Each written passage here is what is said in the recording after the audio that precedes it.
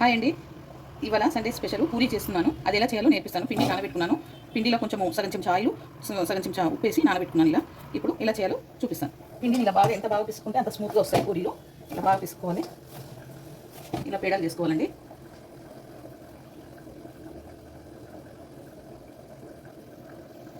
ఇలా పేడాలు చేసుకొని ఇలా చేసుకోవాలండి.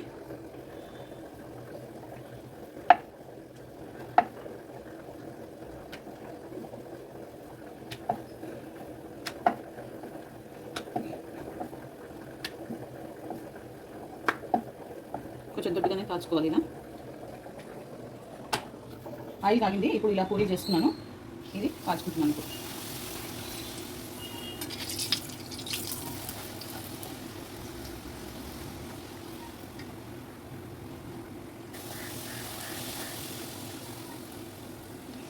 ఓకే అండి, పూరీలు ఇలా చేసుకోవాలి.